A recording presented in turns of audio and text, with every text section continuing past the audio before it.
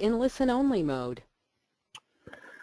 Okay, welcome everybody. Everybody that's here, that is, which is Kelly Anderson, myself, Len Bowers, Paul Barrett and Sophie Louise, who's with him.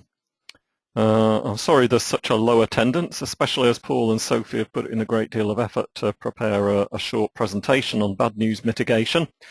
However, I'd encourage everybody to think about the fact that this is being recorded and it'll go on the web and it'll form a useful resource which will be looked at by many people, as have the previous webinars. I'm expecting Jeff Brennan to check in eventually. He's probably stuck on a bus. He was here with me about half an hour ago and then was going en route home to make sure that he could check in from there. I think he'll be showing his face here within the next few minutes, and we'll have something good to contribute as usual. But until then, we'll get started. I'm going to give Paul and Sophie the floor.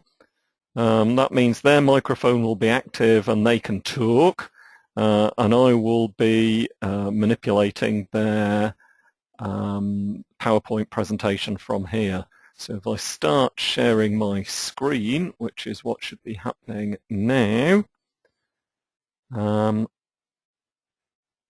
and I think I've given you the floor. No, let me check. Okay, Paul, you've got the floor. Yeah. Can you hear us? I can hear you very well, yes. Yeah, can you see your presentation on the screen, Paul? I can see the presentation. It's staring right back at us, thankfully. Yeah, so that's fabulous. I guess we just really need to start just by introducing ourselves. So I'm Paul Barrett. I'm a consultant nurse working in acute care up in Lincolnshire. And I'm Sophie Attaway, and I'm acute care nursing assistant on 20-bed acute ward for females. Can you move to the first slide for us, please, Len? Is that okay? So as Sophie says, the ward where we've implemented safe wards is a ward called Charlesworth Ward. It's in a very, very small unit, just consisting of 2 wards, a male ward and a female ward. And as Sophie said, we're a 20-bedded female unit, and we've got 2 consultant psychiatrists working with us. And there's a picture of some of us there on our away day where we spoke about safe wards. Are you okay to move on to the next slide, Len? Okay, I think one of the things is as we talk, if people want to ask us any questions on the slides or on things that we've done, it's fine just to chip in. We're quite happy to take questions and comments from people, so hopefully it can be fairly sort of discursive like some of the other webinars. Okay, if I can just let Kelly know, who's the other listener at the moment who's not got a microphone, you can type in your question, Kelly. And it will show up with me. I think it will probably show up on the questions panel with everybody as well. So that will give you a chance to answer it verbally, Paul and Sophie. Yeah, that's fabulous. So if we see any questions coming up that have been typed in, we'll stop and respond to those, and I'll just read them out. So as we say, 20-bedded female ward. And, you know, we're talking about bad news, and we're talking about bad news mitigation. And I guess, you know, with any acute ward, there is sometimes a lot of bad news, and some of the bad news that we have to deal with is, you know, the normal sort of tensions that take place on the ward. Sometimes we need to transfer patients to other units. We have all the sort of problems of things happening outside of the ward, so relationships breaking down, people not getting their benefits. But we also have problems on the ward itself, so some of the restrictions that are placed on patients, like not being able to go off the ward because they're detained, needing to have medication, and some of the conflict that occurs around that, and sometimes patients not even been able to go downstairs for a smoke. We're a first floor ward, so there are issues sometimes about escorting patients or accompanying patients downstairs for cigarettes, and like probably most acute wards, we've got a high percentage of service users who are actually smoking. And you know, all these examples that we put on the slide here really are things that sort of happen almost on a, if not a day-to-day basis, on a weekly basis, that can potentially cause conflict. But I'll say a bit more about that as we progress through the slides. Are you okay just to move to the next slide, please, Len? Thank you. So for me, having worked with the ward now for quite some time, the good news is around safe wards and about how we're trying to mitigate some of the bad news, really, that we're actually dealing with it in a very, very different way. We seem to be able to engage with people and head off, potential conflict situations, potential flashpoints. So I'm just going to give a little bit of theory, and then we'll talk about some of the practicalities about actually implementing it, because it's something that which we've been thinking about in terms of, the theory is important as well as the practice. So I'd just like to say a little bit perhaps about the theory behind some of what we've done.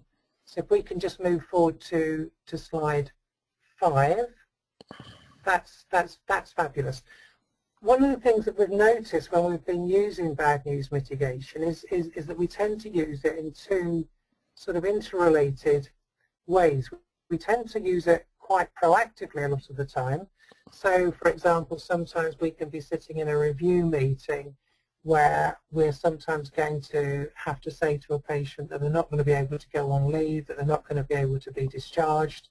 And because we know that particular service user, that particular patient, we're aware of how they're probably likely to respond to that. So we can actually plan about how we're going to break that bad news to them in a way that actually sort of mitigates that as best as we possibly can.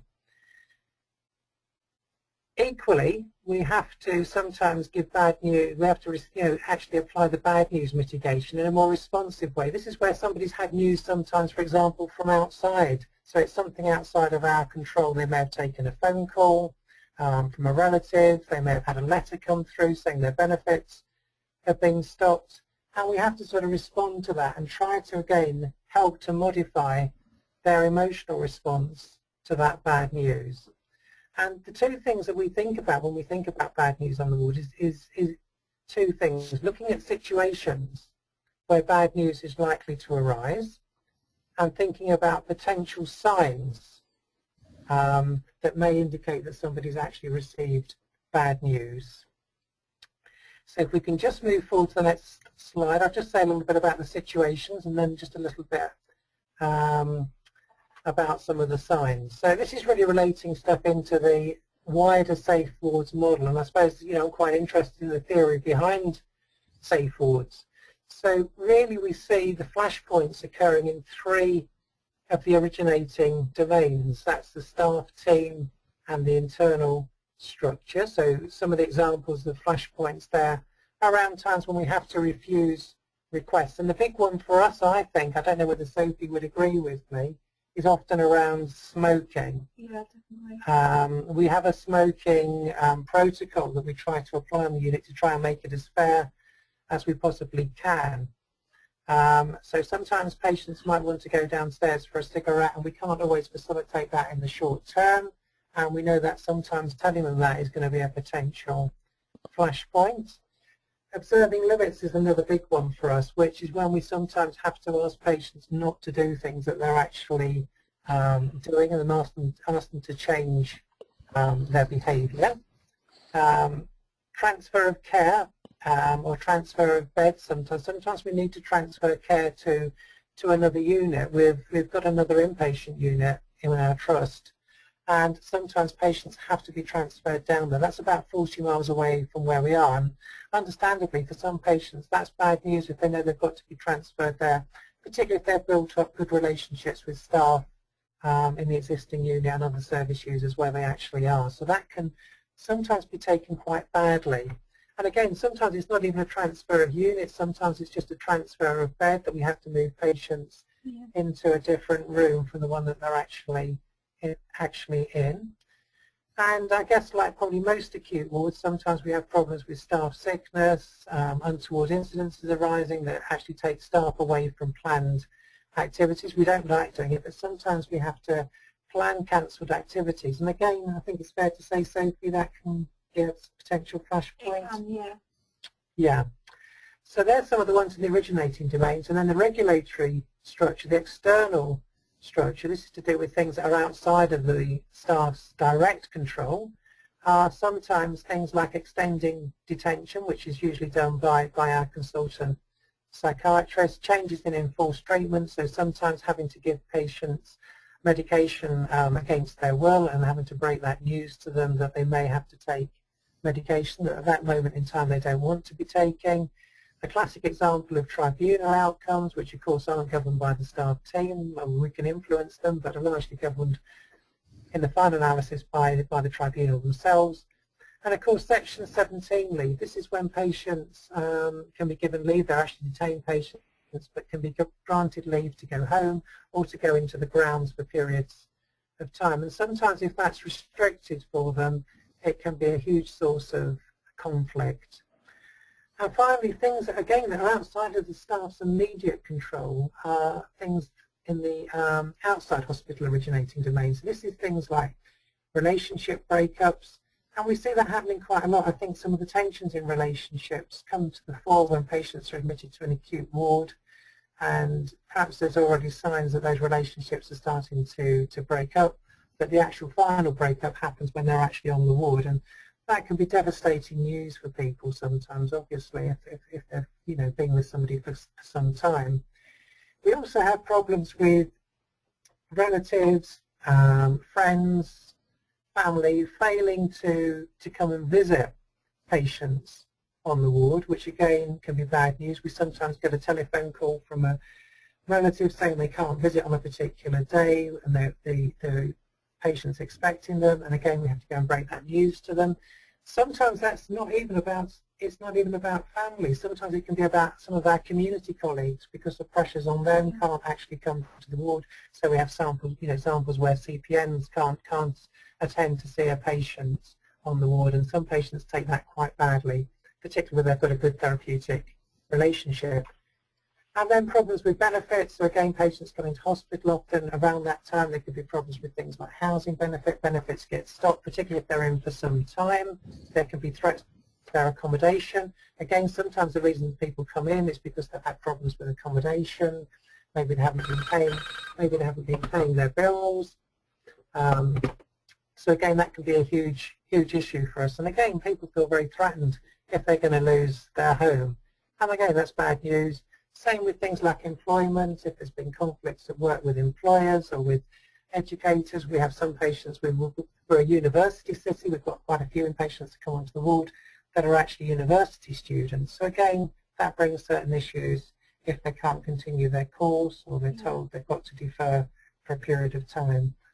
Okay, so if we just move on just to look at some of the signs. So we think about situations, but the other things we have to think about is staff becoming increasingly vigilant, and I think we've done quite a lot of work now with the staff team around actually being very vigilant to look for signs in patients, look for those changes, and to respond very proactively when those things actually occur. So are patients looking angry? Are patients tearful? Are patients sometimes increasing the amount of demands they actually place upon us? Are they asking us more questions? Why the hell has this happened? What's going on? I don't seem to get why I'm not allowed off the ward. Some patients respond in the opposite way. They actually take bad news in a way where they actually withdraw from other people and tend to go into their bed and hide away from others. Sometimes we see signs that patients look quite shocked as well. So these are all different ways that people can actually take bad news, and part of what we've been doing, as I say, is to get the staff to be very, very vigilant around looking for these signs and checking in with patients to see what's actually going on and how they can actually be helped. Okay, if we can just move forward to the next slide, that's great. I'm just going to hand over to Sophie, who's going to just say a little bit about this, about some of the ways we've used it. So we've used it in handovers and things, for instance. Yeah, we're using it in handovers and MTT reviews to consider what actually might be the bad news that's going to be given and how we're going to break it. When passing on the bad news, we've come together and said that we need to think before acting. When we're giving bad news, it's important that we have the knowledge and the understanding about the bad news it's going to be given. As the first question they're going to ask is basically why they can't do these things, why they can't go for a smoke, why they can't have leave. So we need to make sure we've got the answer to their question, so we're prepared for them to answer it, basically. Can you just pass next slide, please? We've gone through a few steps of the preparation of giving bad news, who is it best to give the news and support? Patients may get on with a certain member of staff better than someone else, and they may take the bad news better from someone that they have a good relationship with on the ward than someone that they don't have the best relationship with. That may be a different consultant, that may be a different staff nurse, or even a nursing assistant. It's important that we think about where we're taking the patient, taking them into a quiet room rather than somewhere like the dining room where someone can come and interrupt, where it may become busy. So a quiet room where you've got their full concentration, they've got your full attention, and yet it's safe as well. So just in case the bad news doesn't go quite so well and they become upset, you also in a safe environment where staff are able to come. Ensuring you have efficient time is important as well. Making sure that it's not rushed, as they feel, again, that they need to have your full time and that your full attention is on them. Also inviting others. They may take the bad news more better if a family member was invited, or their CPN, or someone that they can relate to easier. And it's important that drinking tissues are there, basically, so it's not so formal and it's more informal, so they feel more relaxed. Okay, thanks, Len. Sorry, can we move to the next slide? That's great. Sophie, did you want to just say something about this? Because I know Sophie's done quite a bit of work around with the staff team around actually ways of breaking bad news and going through a sort of number of discrete stages. So it's probably perhaps useful if you just say a little bit about how you've gone about doing that with the staff, sort of taking them through breaking the bad news. We've said a little bit about the preparation, but actually how do we break bad news to patients when we need to do that? Yes, I've done a little bit of research in how to give bad news, and there are a few points that should be taken into account. Again, this is about understanding the bad news that you're about to be given and summarise where things have got to a date and confirm this with the patient so they're on the same level as you and not thinking of something completely different.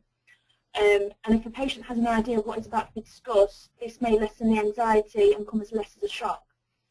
If a patient is then unaware of what is about to be said, it is best to start off the conversation by stating the bad news is about to happen instead of it just becoming a shock to them.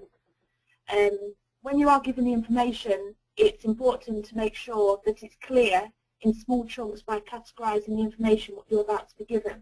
This makes the understanding easier for the patient. Also, to watch the pace of the conversation and check repeatedly for understanding and feelings as you proceed. Allow time for the patient to absorb what has been said as well, as if it's something that's quite hard to understand, this gives them time to maybe ask questions as well, so that they've got full understanding of what you're trying to say.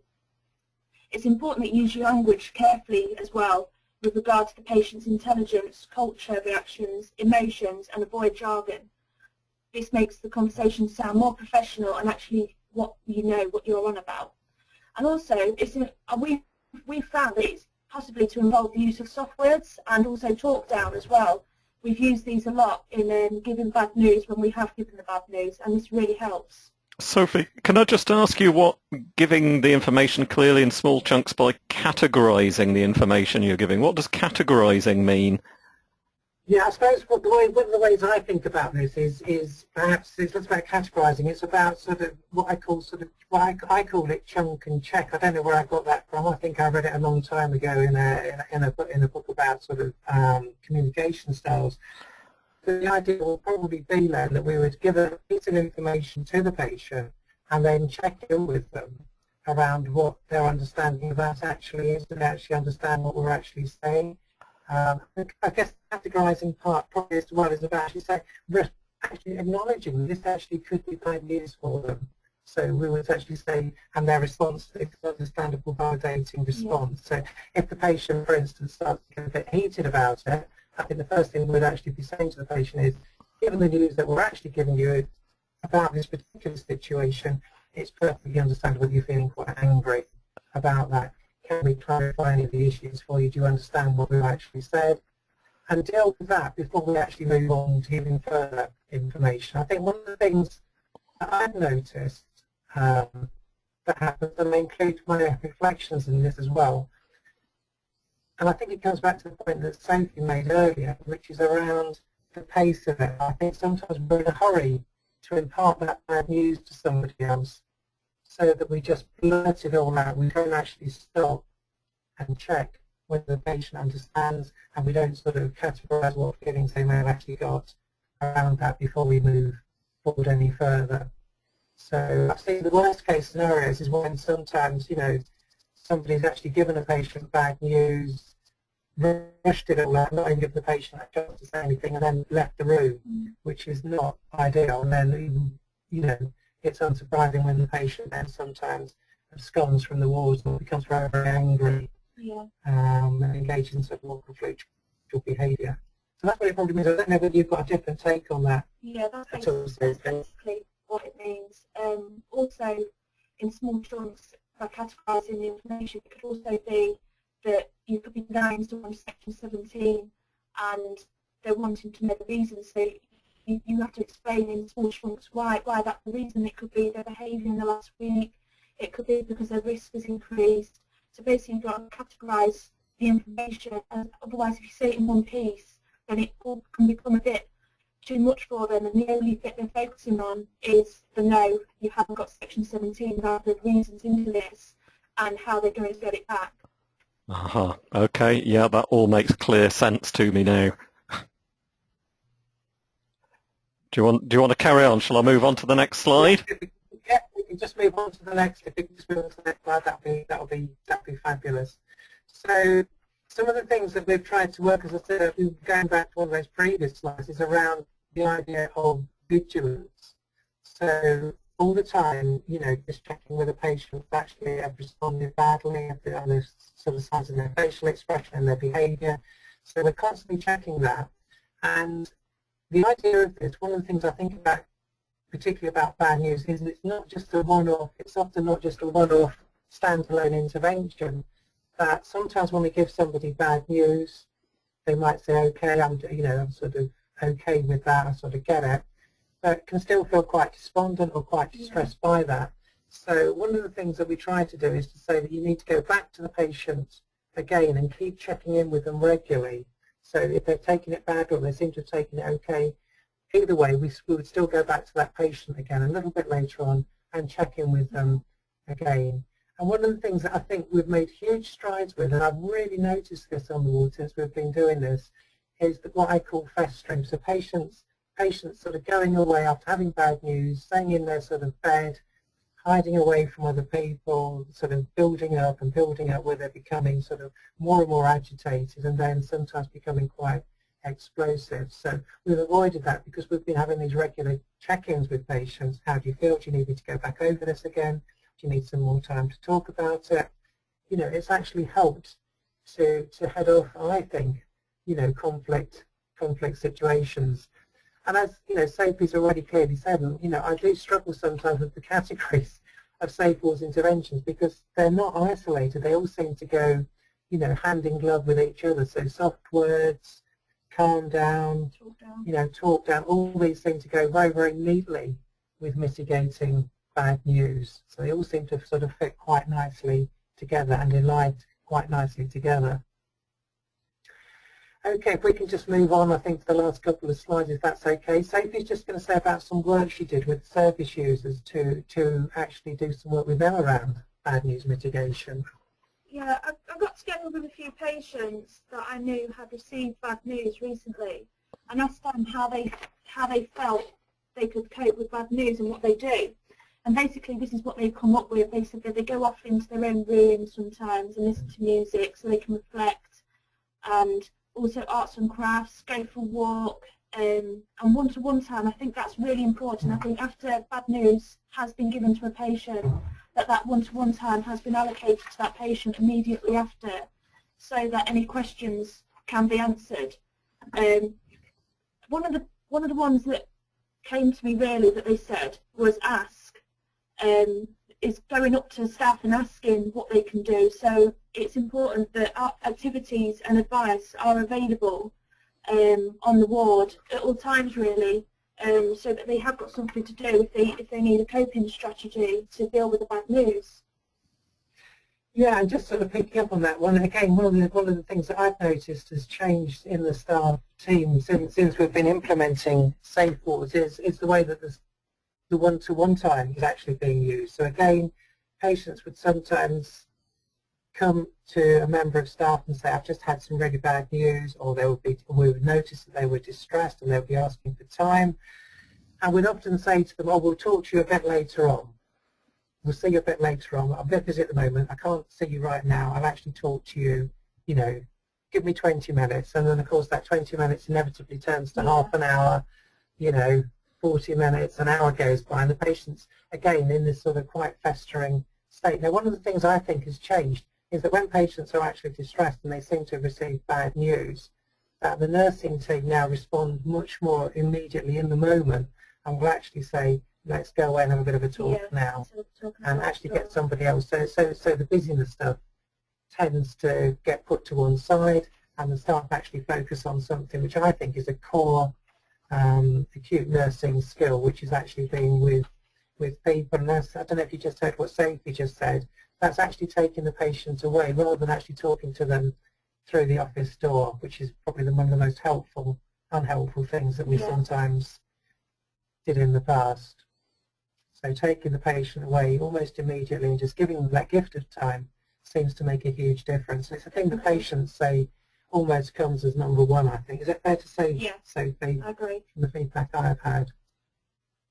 It's also showing them that you do care, basically, and you have got time for them, because I found that also when you are giving the bad news in the corridor, if they ask you a question and it requires even just a yes or a no, it's better to take them away, because otherwise you could possibly put in other members of staff at risk, or even other patients on the ward, if you know it's going to be a subject that may become quite upsetting for that patient that you're giving it to. So it is important, the environment where you are giving that bad news, and the confidentiality issue. Yeah, and the confidentiality.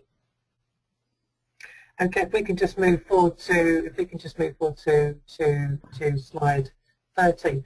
This is one of the ones that we were really hoping to get some feedback from others on. Really, it's something that Sophie and I have sort of you know, spoken about. I know I think I spoke to you on the phone about this the other week as well. And you know, one of the things we want to do with safe was we don't want to make it something that becomes sort of regularly audited as such, but we want to make sure that we're actually doing it and that we're doing it in the best way that we possibly can. We want to sort of reflect on our practice and think, are we doing this, you know, in the way that we should be doing it? Are there ways that we can actually improve on it? And you know, if I go up to staff on the ward and say, you know, are you using bad news mitigation? They, you know, almost unanimously say yes. You know, which I think is quite interesting. You know, but things that I tend to look for to actually check that out and make sure that it definitely is happening and it's been really well embedded is, for instance, when I sit in on a handover, or I sit in on a ward review, or when we do group reflection, we have reflective staff groups on the ward that I help to facilitate.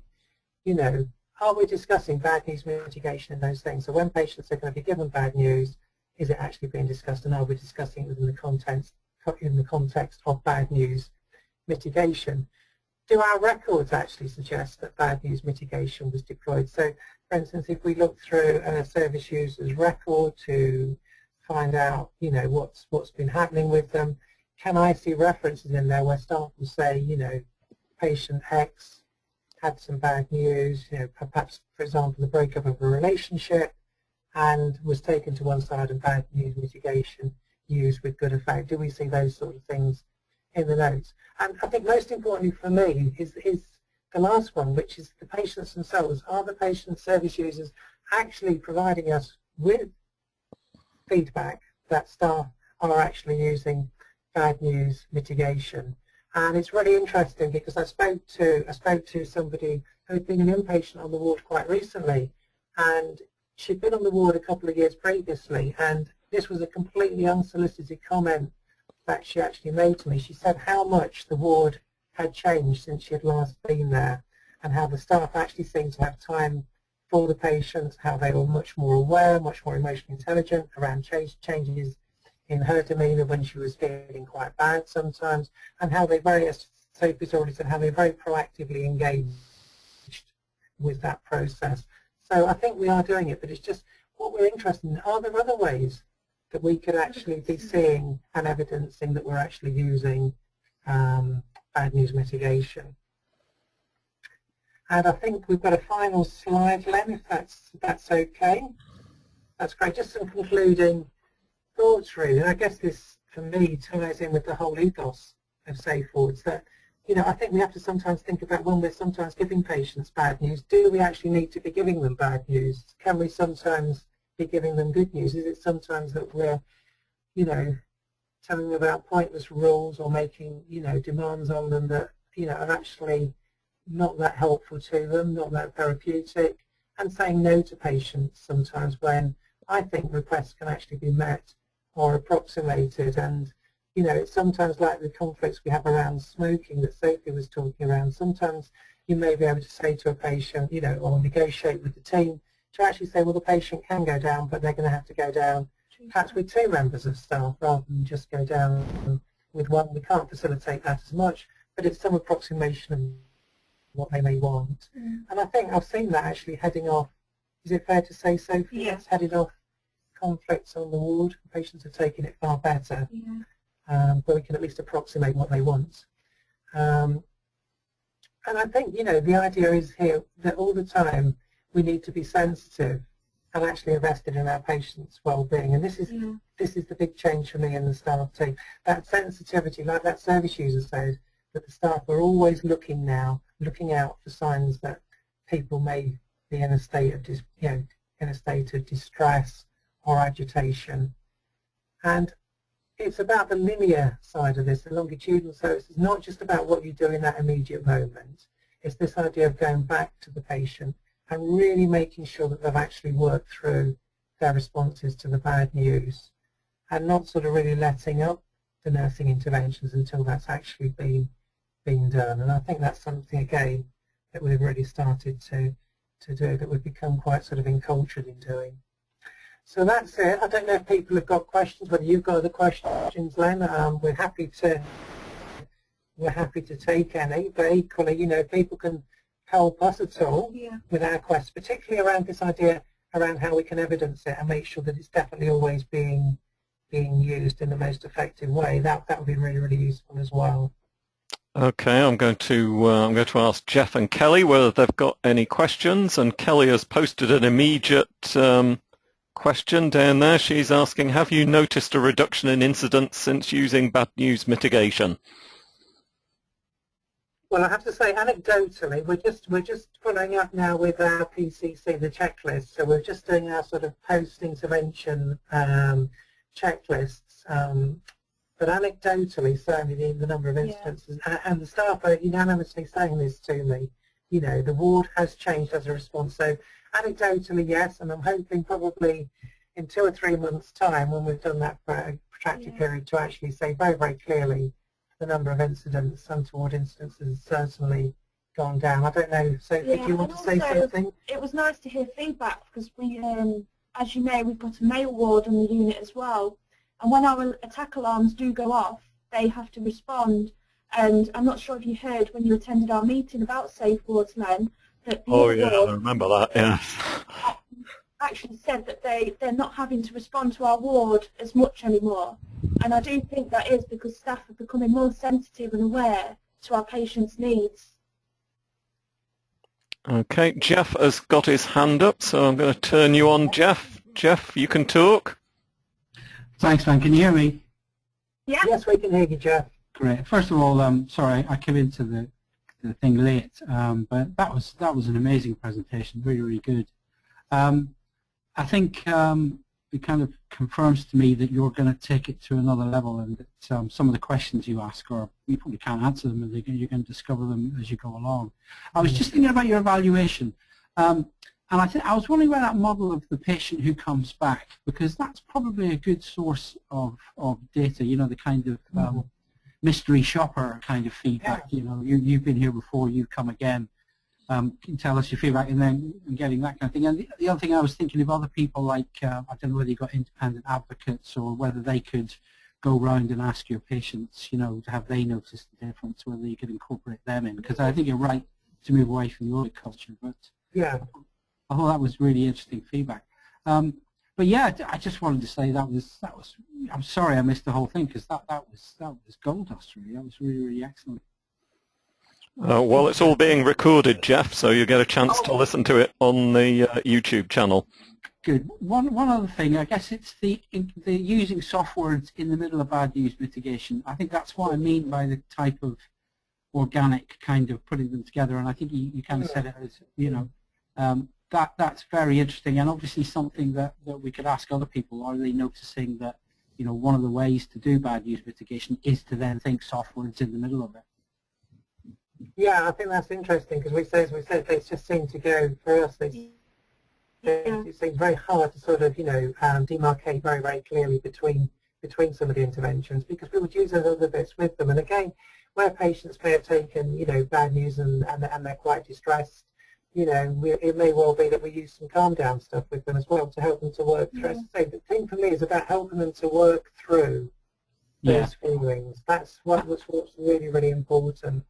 I also wondered if it, you know, because, you know, our assumption is that patients will struggle, but obviously I think one of the things about people, and I put in inverted commas, getting better, is that they can actually cope with bad news in a way that's not destructive, and as that happens, then you know, it's that whole ethos of there's a benefit for the patient beyond just this one incident, that it leads on to them then learning better coping strategies, all the rest of it. Yeah, I think they do. I think they start to internalize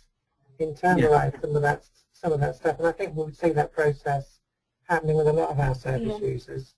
So again, that's quite an interesting thing. Yes. I love the concept of not letting people fester. I think that's really it's one of those things that we sometimes used to do, I think, and as I say, we've changed very markedly from that. So yeah, so thank you, Jeff. That's really helpful. Thank you. I'm glad you're not proposing an audit anyway. No. Okay, I'm just going to switch you off, Jeff, while I make a response. I can see you're all exchanging email addresses with Kelly. Kelly Anderson wants to set up a visit with Sophie and Paul, so that's going on in the background here. I want to reflect also what Jeff said, that you two are so impressive, really. Just completely blown away with the way that you've extended bad news mitigation, clarified what it actually means, and positively adapted it to make it really work on the ward. That's fantastic, and it's a real tribute to your nursing skill and intelligence and professionalism as mental health nurses. Very good, and it's great to know that there are nurses like yourselves out there and who are willing to come online like this and do a webinar as well. Tremendous. Great. That's number one. Thank you very much for those kind words, Len. Thank you. A couple of things about the history of this intervention. Bad news mitigation was actually part of the original anti-absconding intervention that we came up with, well over 10 years ago now, when we discovered in our absconding research that bad news was one of the triggers why people upped and absconded from the ward. And I noticed during your presentation that you mentioned absconding as well. So that travelled all the way through and was further elaborated and made important by some of the subsequent research that we read and have conducted. So it's got a long history, this intervention. It also connects to the concept of being caringly vigilant and inquisitive with patients. We found out that also in other research, when we looked at attempted suicide, that one of the things that made nurses successful in preventing patients from completing suicide was if they were caringly vigilant and inquisitive and really knew their patients well and their patients' preoccupations and emotional states, and the meaning of what was going on around them and what was happening in their personal lives. And that's what Bad News Mitigation capitalizes on. It's also the most difficult part of Bad News Mitigation because you really have to know patients on quite a detailed level in order to make it possible for you to not just notice when bad news is appearing, but to know what that bad news is and what it means for them. So there's a connection there to suicide prevention as well.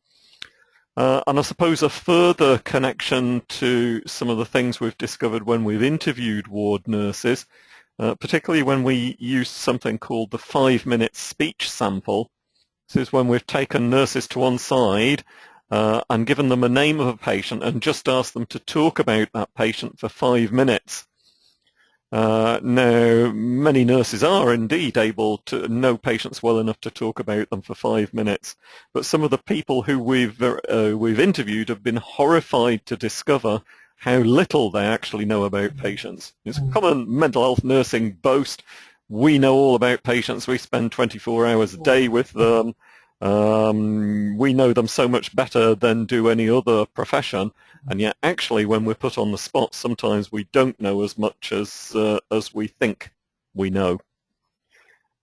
Just a few last things in response to your presentation would be, Paul and Sophie, I noticed your use of the words the gift of time, and I associate those words very much with Felicity Stockwell, who was one of the earliest mental health nursing researchers in this country, and that's what she used to talk about being one of the secrets of good inpatient nursing practice. So it has a kind of a very, very long history.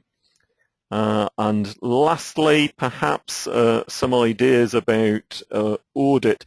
Again, I would steer clear of audit, but one thing you could create would be a news board of vignettes of when bad news mitigation has been used effectively. So at the end of a week, you could go around the team and ask them, have they used bad news mitigation? Come up with a short story, if you like, just a few sentences that could be typed out or written out and pinned on a news board or collected or collated in some way. That's my contribution to that. Oh, I suppose again on tribunal days, you could do something more formal in terms of looking at, did bad news mitigation was it actually undertaken by the team? Well, that's kind of like describing what you're doing. So I'm not entirely sure or too sure what the point of that is. All right, I've droned on a bit. Anybody else want to say anything in response to that? I've killed you all off, driven you all into silence. Jeff Brennan's got his hand up, so I'm going to give him the floor. There you are, Jeff. You're turned on. Have I? Oh, I must have put my hand up by mistake then. It's probably just so you couldn't have the last word, I suspect. But no, I wouldn't add anything to that, apart from the gift of time. That's a lovely concept. But no, sorry about that. That was a mistake. Probably I didn't clear your hands up from the last time. Paul and Sophie, have you got any last words you want to say on this topic? No, I think that's great. I love the thing about the 5-minute speech sample, and I think one of the things, again, that we've sort of tried to tie in, I know it's not directly perhaps a safe wards intervention, but in that sort of broader shift within the ward culture is the idea of actually really getting to know, we've got the getting to know you board, but also just spending more time, not just talking to patients about problems, but actually talking about their lives. So when they do say that, for instance, that they've broken up with their boyfriend or that they've lost their flat, we know something about what that flat, where that flat is, what their boyfriend's name actually is, you know, who their friends actually are, showing a real interest in those sorts of things, so that if you came and spoke to us, and I hope you're not going to come and do this to test us out, but I think I would be pretty assured that most of the staff on our ward, other than perhaps the bank staff and agency staff, would be pretty clear. Is that fair to say, Sophie? You're coming across more as a friend than a nurse that's looking after someone when you know a bit more about that person, so that they find it easier to talk to you and share their thoughts and feelings. Okay, well that just remains for me to again thank you both very much for taking the time to prepare this presentation and give it as part of the webinar. I'm sure this is going to be very popular on YouTube, and it will be there for some considerable period of time and will really, really help other people who are implementing bad news mitigation. I think I'm going to close the webinar now. Just to say finally again, a third thanks for all of that work and for, in fact, your impressive work on implementing safe wards on Charlesworth Ward. A great and energetic team. I'd love to work with you all. In fact, I wish I was back as an ordinary staff nurse, because I'd elect to come and work on your ward any day. Thank you. Thank you very much. Thank you. Okay. Thank you. Bye all, and Bye-bye. the end of